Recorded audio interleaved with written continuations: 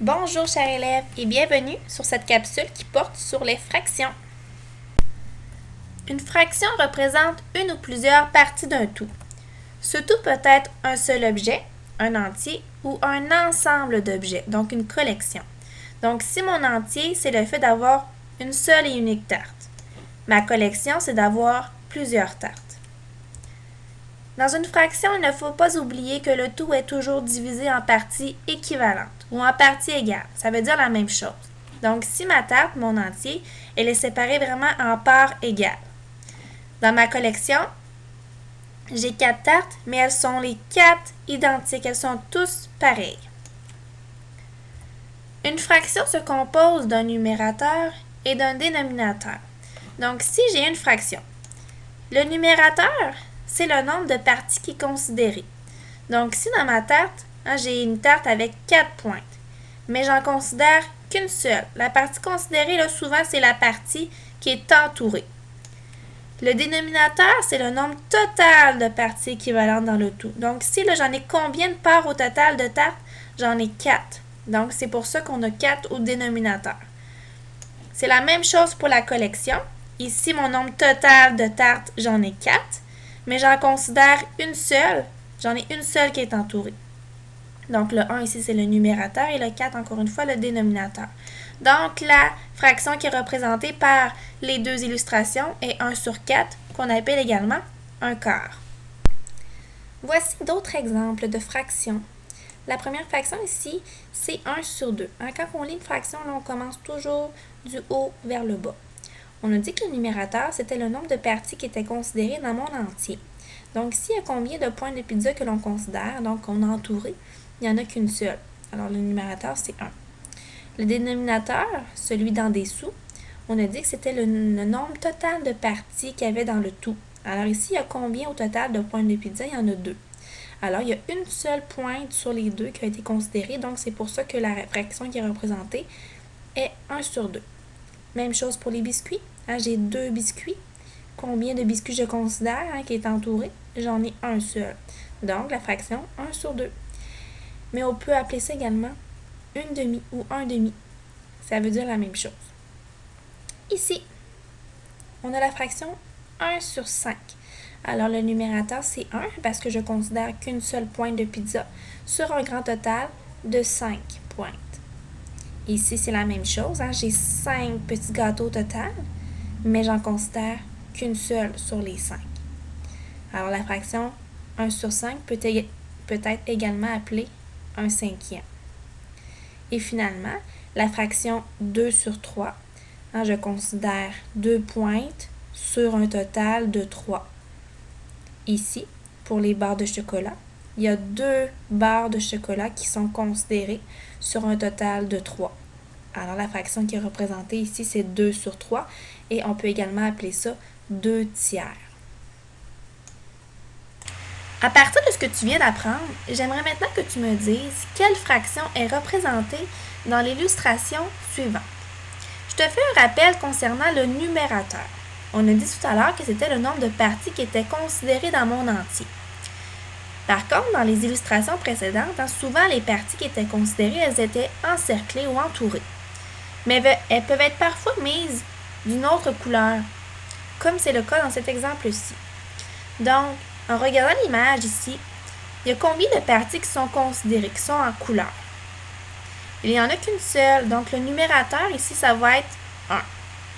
Maintenant, pour le dénominateur, on a dit tout à l'heure que le dénominateur représentait le nombre total de parties dans mon entier. Donc, ici, dans l'image, en combien de parties mon entier a été séparé? En 4. Donc, la fraction qui est représentée ici dans mon illustration est 1 sur 4, qu'on appelle également un quart. J'aimerais que tu essaies à nouveau de me dire quelle est la fraction qui est représentée et dans ce cas-ci, avec des jetons, donc une collection de jetons. Je te laisse y penser pour le numérateur. Tu as raison, le numérateur ici, c'est 3. Pourquoi? Car le numérateur, en fait, c'est le nombre de parties qui est considéré dans mon entier. Ici, j'ai 3 jetons qui sont encerclés que l'on considère dans la fraction. Je te laisse maintenant penser au dénominateur. Le dénominateur, hein, c'est le nombre total de jetons qu'il y a dans mon entier. Donc, si j'ai 6 jetons au total, donc la fraction qui est représentée ici avec les jetons est de 3 sur 6, qu'on appelle également 3 sixièmes. Tu aurais pu dire aussi, Madame Laurie, il y en a la moitié des jetons qui sont encerclés. Effectivement, lorsque c'est la moitié d'une collection qui est représentée, on peut appeler ça également une demi. Maintenant que tu connais les fractions, je vais t'enseigner comment les comparer. Pour comparer des fractions, il faut que les entiers soient identiques. Donc, lorsqu'on parle d'entiers identiques, c'est qu'ils ont vraiment le même dénominateur. Lorsque les entiers sont identiques et que les fractions ont le même dénominateur, il suffit de comparer les numérateurs. Donc, si j'ai deux fractions qui ont des entiers identiques, que je suis capable de comparer. Pourquoi? Car pour chacune des fractions, mon entier est séparé en 4 parties équivalentes. C'est la même chose pour les deux. La seule chose qui diffère, c'est vraiment le nombre de parties qui a été considéré, le nombre de parties qui a été mis en couleur. Je n'aurais pas pu comparer les deux pizzas suivantes. Pourquoi? Car le nombre total, en fait, mon entier est différent. Ici, ma pizza, elle est séparée en 3 parts égales, tandis que de ce côté-ci, la pizza est séparée en 5 parts égales. Donc, les entiers, les dénominateurs sont différents. Donc, je ne peux pas les comparer pour le moment. Alors, si je reviens voir mes deux fractions ici que je dois comparer, je ne fais que regarder en fait les parties qui ont été mises en couleur. Donc, dans laquelle fraction on a mis plus de carrés de couleur? Bien, c'est dans celle du 2 sur 4 ou du 2 quarts. Alors, 2 quarts est plus grand que 1 quart, ou on pourrait dire que 1 quart est plus petit que 2 quarts. Nous allons maintenant comparer les deux fractions suivantes. Alors, on a 5 dixièmes, donc 5 sur 10, et 8 sur 10, ou 8 dixièmes. Donc, on doit trouver laquelle est plus petite que l'autre ou laquelle elle est plus grande que l'autre, en mettant le bon signe du plus petit au plus grand. D'accord? Mais avant, on doit aller vraiment représenter notre fraction, car on a deux fractions, là, mais elles ne sont pas représentées avec les couleurs. Donc, on va aller faire ça ensemble. Donc, 5 sur 10. Hein, le 10, c'est mon nombre total, c'est mon entier. Donc, si je regarde, là, j'ai déjà mon entier de fait. Mon espace ici, il est vraiment séparé en 10 cases. Et c'est la même chose pour de l'autre côté, mon entier est également de 10. Donc, si j'ai deux dénominateurs pareils, bien, je suis capable de les comparer. Maintenant, il reste à aller considérer les numérateurs. Donc, si mon numérateur est 5, donc combien de carrés devrais-je mettre en couleur? 5. Voilà. Maintenant, ici, ma fraction, c'est 8 sur 10, donc mon numérateur, c'est 8. Donc, combien de parties devrais-je considérer dans ma fraction? 8.